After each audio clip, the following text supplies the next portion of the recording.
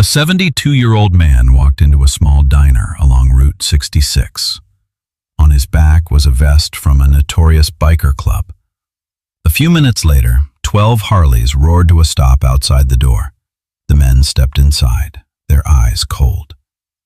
The leader looked straight at the older man, then spoke slowly. "You should take that vest off. Right now." But just a few seconds later, the entire room suddenly fell silent, so silent you could hear the ticking of the clock. Because they had just realized something no one expected.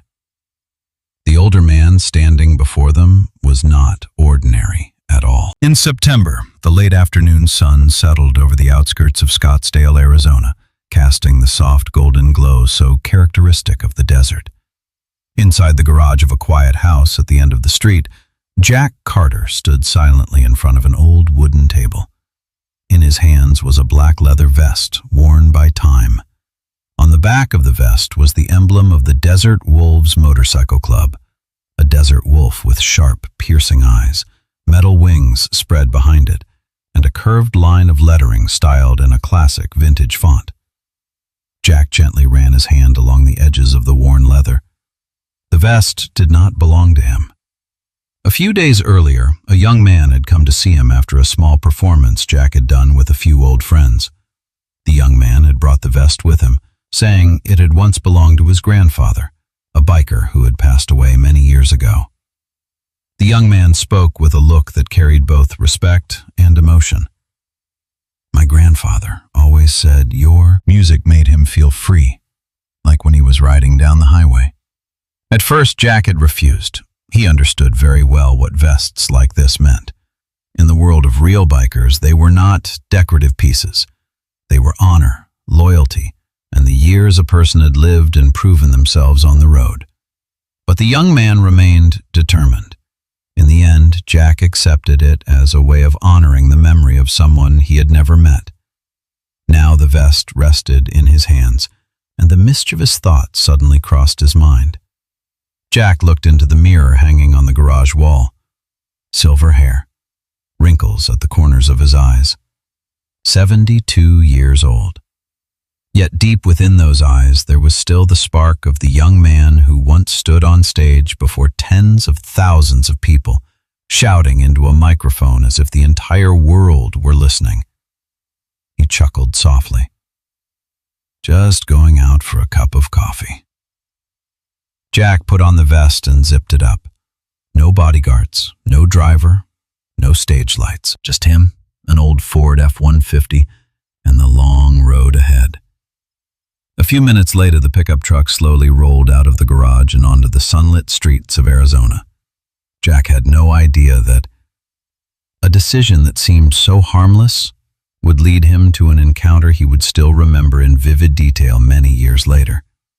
And everything would begin at a small diner along Route 66. About 20 minutes later, Jack's old Ford F-150 slowly turned off the main road and pulled to a stop in front of a small roadside diner sitting right along Route 66. It was the kind of place that had existed for decades, with a slightly faded neon sign hanging above the entrance and a parking lot covered in a thin layer of desert dust. Outside, a few long-haul trucks were parked quietly.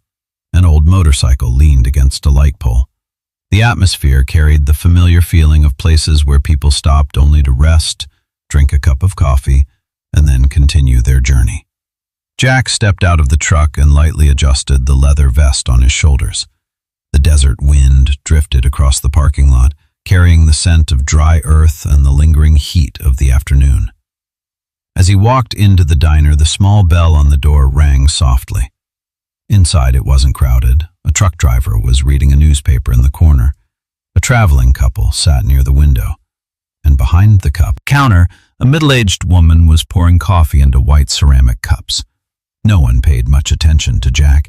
In a big city, he might have been recognized immediately, but in a roadside diner like this, he looked like any older man passing through on his way somewhere. Jack chose a seat near the window. The waitress brought over a menu. "What can I get you, sir?" Jack smiled.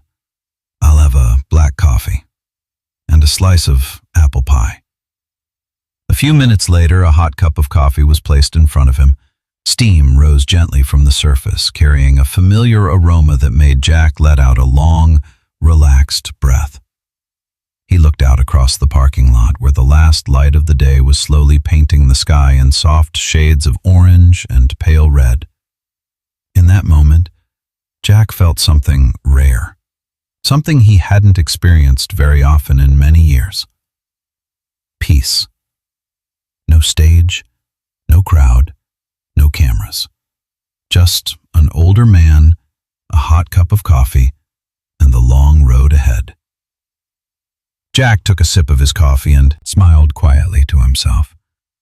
But that silence did not last long, because just then, from the far end of the road, a deep and familiar sound began to rise, the roar of an engine. Then another, and another.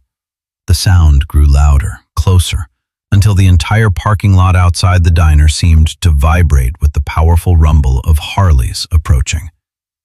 Jack slowly lifted his head, and when he looked out the window, he immediately understood that his peaceful afternoon had just come to an end. The sound of the motorcycles was no longer just a few scattered engine roars. It grew louder, thicker, like a wave of metal rolling across the quiet desert road. Through the diner's glass window, Jack watched as Harley-Davidsons rolled into the parking lot one after another, their tires moving slowly across the thin layer of dust. One bike, then a second, then a third, until a total of 12 motorcycles came to a stop in an almost perfect line in front of the diner. The engines gradually shut off, but their echo still vibrated faintly in the air. Inside the diner, a few customers began looking outside. The truck driver folded his newspaper. The traveling couple exchanged a quiet glance.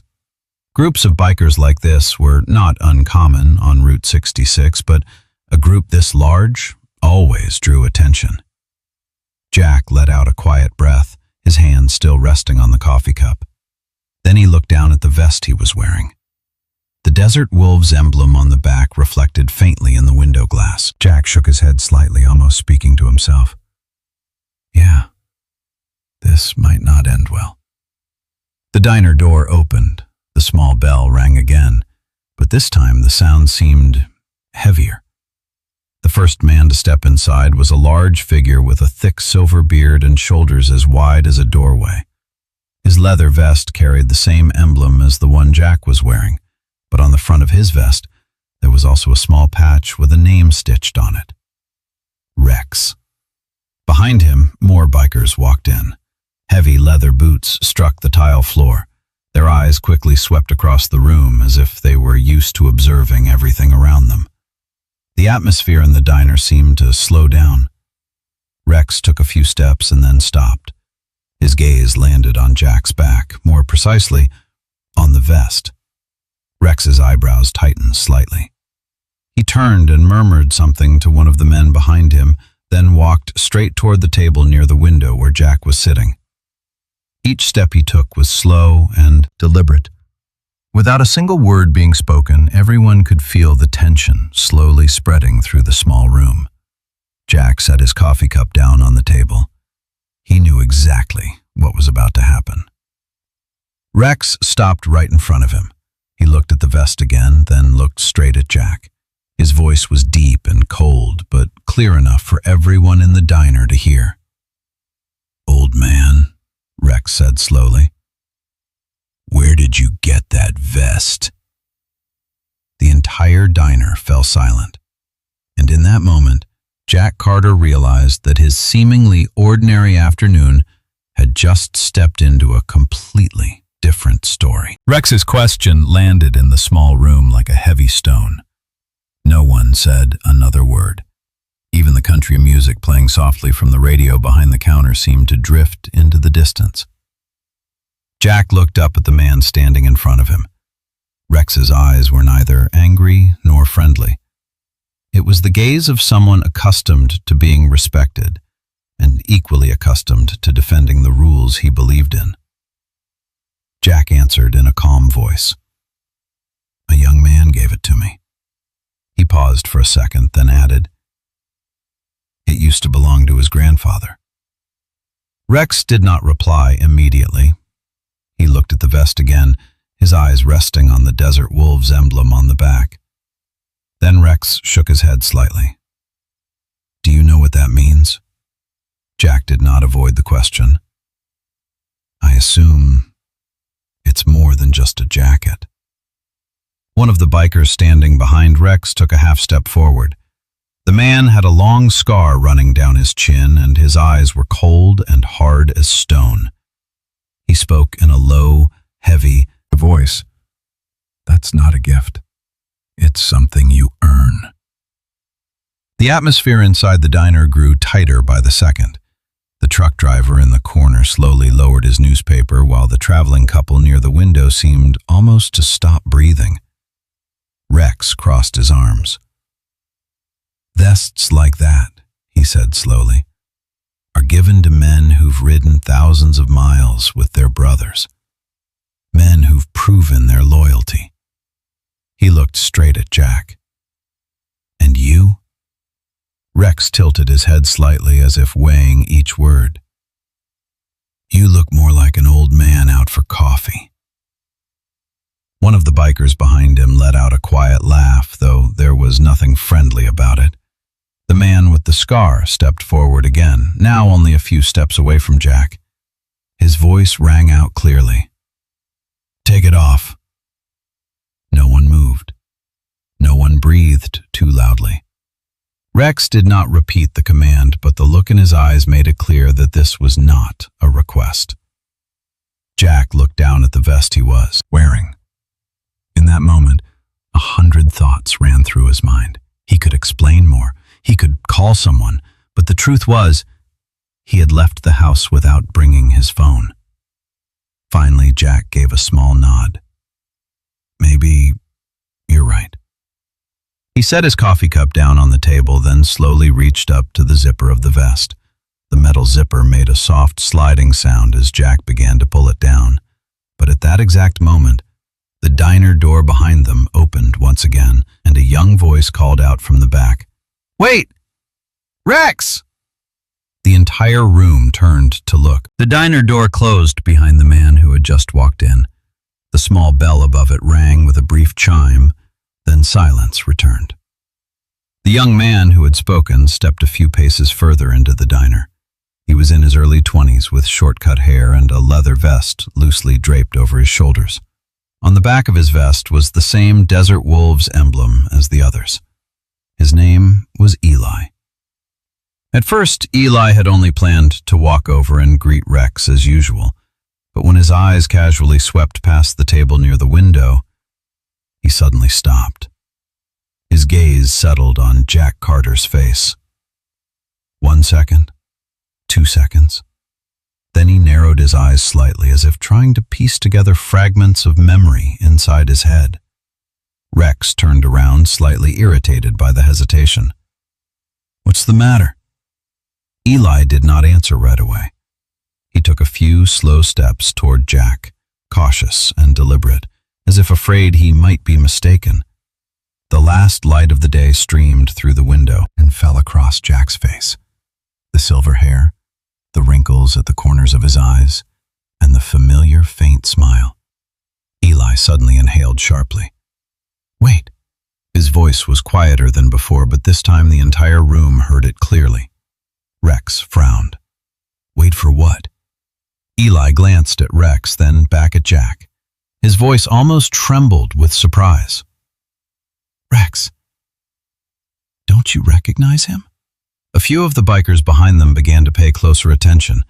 Eli stepped forward again, now only a few meters away from Jack. His eyes widened. "You're Jack Carter, aren't you?" The entire room seemed to stop breathing. Rex frowned. "Jack, who?" Eli turned sharply toward him, almost in disbelief. "Jack Carter! Steel Thunder!" He spoke faster now, his voice full of excitement. "Highway Fire, Run Through the Night, the 1987 tour!" The traveling couple at the nearby table looked at each other. The truck driver in the corner also frowned slightly, as if the name had just stirred a distant memory. Jack sat quietly for a few seconds, then allowed a small smile to curl across his lips. That smile. Eli recognized it instantly. He lifted a hand to his forehead as if he had just realized something impossible. No way. Only then did Rex look at Jack more carefully. Not at its best anymore, but on his face. The eyes. The familiar features that millions of people had once seen on album covers and concert posters. A few seconds passed. Then Rex muttered a quiet curse.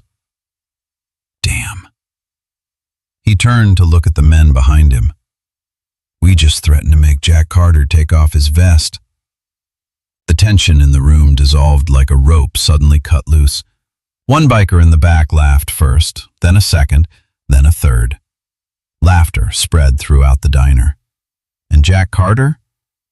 He sat there, gently shaking his head and smiling, as if this was just another strange story life had decided to place in his path. Laughter gradually spread throughout the diner, breaking the tension that had filled the room just minutes earlier.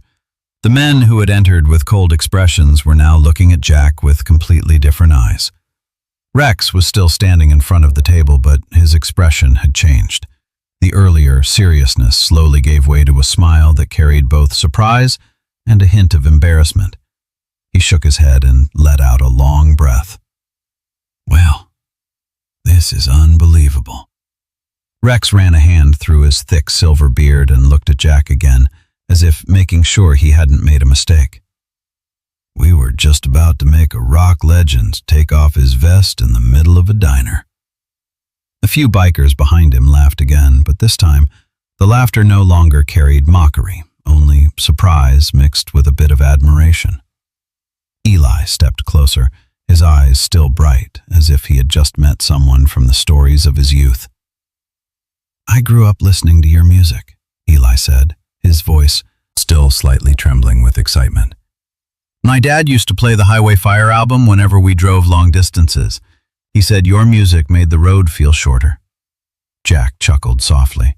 He had heard stories like that many times in his life, but every time he heard one again, it still felt sincere. By now, Rex pulled a chair over and sat down across from Jack. The tense distance between them was gone. I'm sorry if we made you uncomfortable, Rex said slowly. This vest, to us, it's not just clothing. Jack nodded. I understand. He glanced down at the vest he was wearing and added, honestly, I knew I probably shouldn't be wearing it, but sometimes old men like me still enjoy doing a few slightly foolish things. The remark made several bikers laugh again. The man with the scar on his chin, the one who had told Jack to take off the vest earlier, now stood with his arms crossed against the wall, shaking his head with a smile. Rex looked at Jack for a moment before speaking again. You know, we ride thousands of miles on long roads, and you've lived on stage in front of tens of thousands of people. He paused briefly. Maybe our roads are different. Jack took a sip of his coffee and gave a small smile. Maybe, he said, but the feeling of freedom is the same. That sentence made the entire group of bikers fall silent for a few seconds. A different kind of silence from before. No tension, just a quiet understanding between people who knew the value of the road and freedom. Then Eli, his eyes lighting up as if an idea had just come to him, turned toward Rex. You know, he said, maybe today we should show him a little of our road. Eli's suggestion made the group of bikers glance at one another for a few seconds. The atmosphere in the diner was now completely different from just minutes earlier. The initial tension had disappeared, replaced by a friendly sense of curiosity. Rex tilted his head toward Eli. What do you mean? Eli shrugged, giving a half-serious, half-playful smile. I mean, we're always talking about freedom on the road. But maybe today we should show a music legend what that feeling is really like. He turned to Jack. Have you ever ridden with a real biker group before? Jack raised an eyebrow slightly. The question made him laugh. To be honest, the last time I sat on the back of a Harley was probably back in the 70s. A few bikers chuckled with amusement. Rex leaned back in his chair, crossing his arms as he thought for a moment. His eyes swept across the men around him before returning to Jack. Route 66 looks pretty good today, Rex said slowly. The sun's going down. The desert wind is cooler than it was at noon. He paused as if weighing something in his mind. What do you think about a short ride? Jack looked out the window. The sunset had begun painting the sky with brilliant streaks of orange and red. The road ahead stretched toward the horizon where distant mountains were slowly fading into the evening light. In Jack's mind, a familiar voice suddenly echoed, the voice from his younger years, when he stood on stage singing about freedom and endless roads. He smiled. That sounds like a dangerous idea. Rex shrugged. The best ideas usually are. The group laughed. Jack set his coffee cup down on the table, wiped his hands lightly with a napkin, and stood up. Though he was older now, his eyes suddenly carried the spark of a young man about to begin an adventure. There's just one problem, Jack said. Rex frowned slightly. What problem? Jack pointed toward the parking lot outside. I don't. Have a motorcycle. One of the bikers behind them laughed loudly. That's an easy problem. The man with the scar on his chin, the same one who had told Jack to take off the vest earlier, stepped forward. This time, the coldness in his expression was gone, replaced with excitement. If you don't mind, he said, you can ride behind me. Rex nodded in agreement. Blade rides smoothly. You'll be safe. Jack looked at them for a moment, then laughed. All right. Just a few minutes later, the entire group walked out of the diner. The desert sky had now turned a deep shade of red. The Harleys stood lined up in the parking lot, their metal surfaces reflecting the evening light like beasts waiting to be unleashed onto the road. Blade handed Jack a helmet. Jack put it on and climbed onto the back of the motorcycle. When the engine roared to life, the familiar rumble filled the air. And in that moment, Jack Carter felt his heart beat a little faster. Not because of fear, but because he knew an unforgettable ride was about to begin. Just a few minutes later, the parking lot in front of the diner vibrated with the powerful roar of Harley engines. One by one, the motorcycles came to life, their deep, heavy sound like metallic heartbeats echoing through the desert air as the sky slowly turned to sunset. Jack sat behind Blade, gripping the motorcycle's rear seat firmly with both hands. Although it had been many years since he had ridden on a bike like this, the familiar sensation of speed and wind made him smile. Blade turned his head slightly, his voice cutting through the rumble of the engine. You ready? Jack nodded. Let's ride. In the next moment, Rex raised his hand high as a signal. 12 Harleys rolled out of the parking lot together. The biker group merged onto the long stretch of Route 66, moving in a clean, powerful line. The desert wind rushed past as their speed increased. Red earth, low shrubs, and massive rocks slid by on both sides of the road like moving paintings. Above them, the Arizona sky slowly shifted from deep orange to dark violet as the sun sank behind distant mountains. Jack felt the wind sweep across his face, carrying the dry scent that belonged only to the desert. In that moment, he closed his eyes for a brief second. No stage lights, no roaring crowd of tens of thousands, no interviews, no flights, no endless schedules. Only the sound of engines, the road, and the pure feeling of freedom. Jack opened his eyes again and looked at the motorcycles ahead, riding together in a long formation. These men might look intimidating to the outside world, but in this moment, they were simply people sharing something simple: the love of the road. After about 20 minutes of riding, Rex raised his hand to signal. The biker group slowed down and turned onto a smaller road that led up a low hill. At the top was a lookout point that overlooked the wide Arizona Valley. As the motorcycles came to a stop one by one, the engines shut down, leaving behind an almost complete silence. In the distance, the lights of a small town began to sparkle beneath the mountains. Jack stepped off the motorcycle. His legs trembled slightly, but the smile on his face was wider than ever.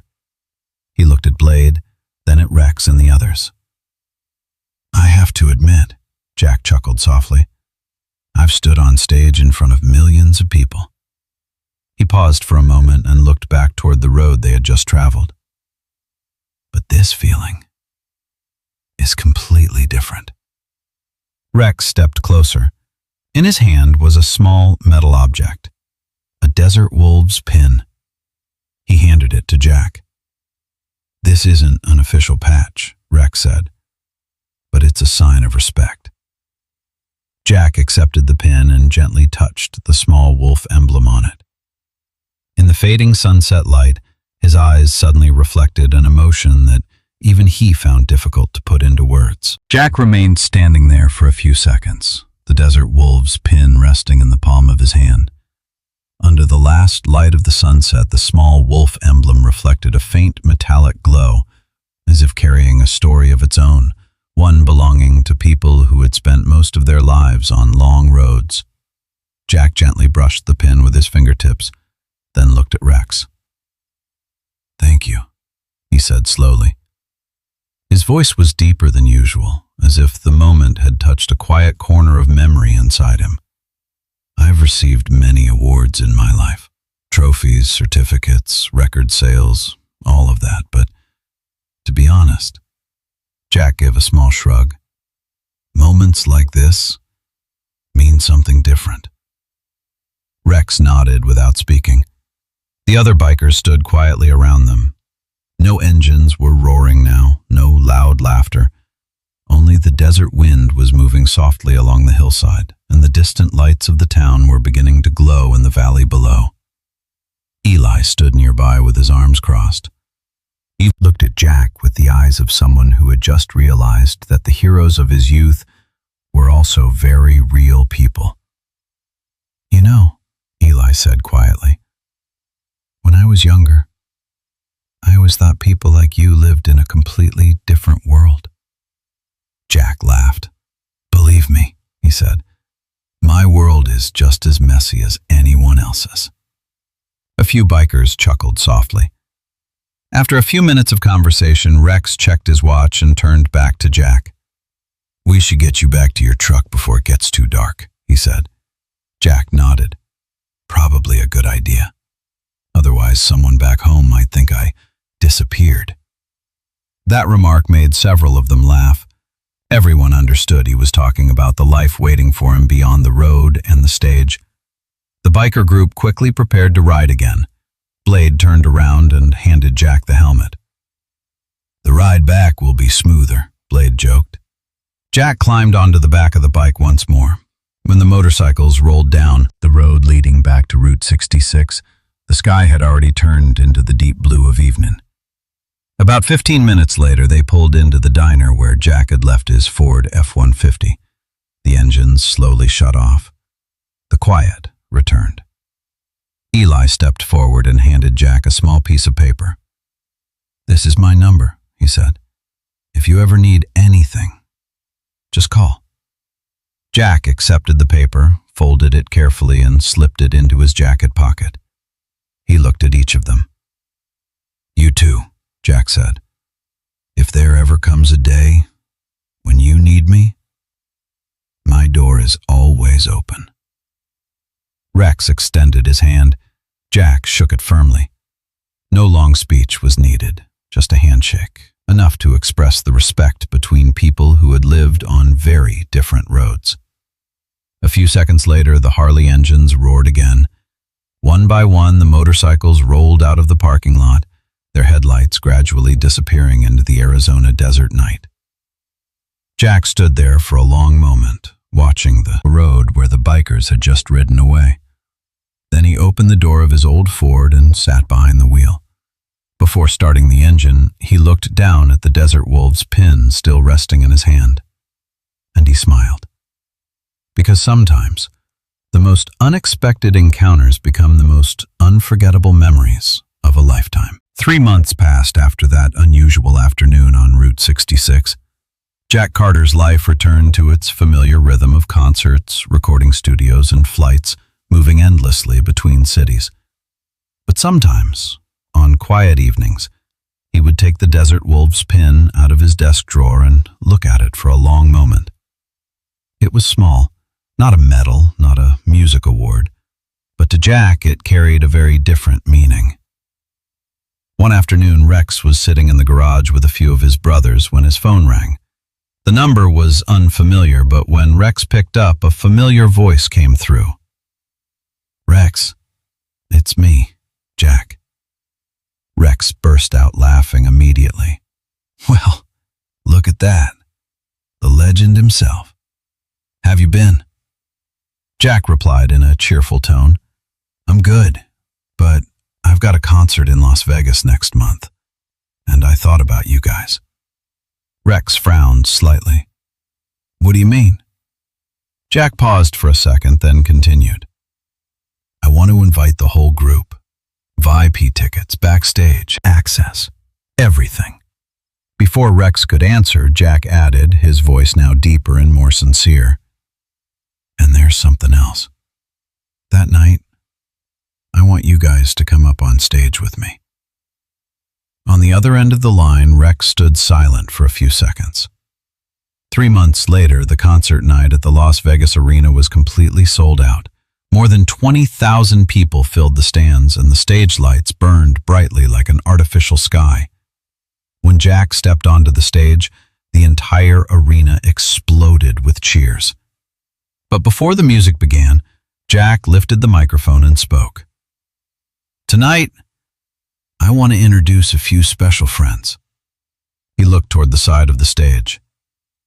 "They reminded me that freedom isn't only found on stage. It's also found on the road. Please welcome the Desert Wolves." 12 bikers walked onto the stage. At first, the audience looked surprised.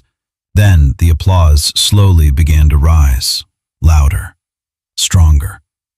The music started, and in that moment, the men who were often viewed with suspicion out on the streets stood beneath the stage lights in front of tens of thousands of cheering people. After the concert, Eli stood backstage beside Jack. "You know," Eli said quietly, "tonight is the first time in my life I felt like people looked at us with respect." Jack looked at him for a moment and then placed a hand on his shoulder. "I didn't give you that," Jack said gently. "You've always deserved it. It's just that tonight, people finally saw it." Later that night, when Jack returned to his hotel room, he lay down and thought about everything. A small diner, a vest was worn by mistake, a meeting that once seemed like trouble, yet it led to an unexpected friendship. And suddenly he realized something very simple. Sometimes life doesn't change because of big plans, but because of very small moments, when two different roads happen to cross. True freedom isn't found in the place you arrive, but in the people you meet along the journey. If this story made you reflect on the people you've met along your own journey, share your thoughts in the comments below. Somewhere out there, someone might need to hear a story like this today. And if you believe that the simple stories of life can still touch the human heart, stay with Deep Life Tales. Like the video, share it with a friend, and subscribe to the channel so we can continue exploring meaningful stories together on the road ahead.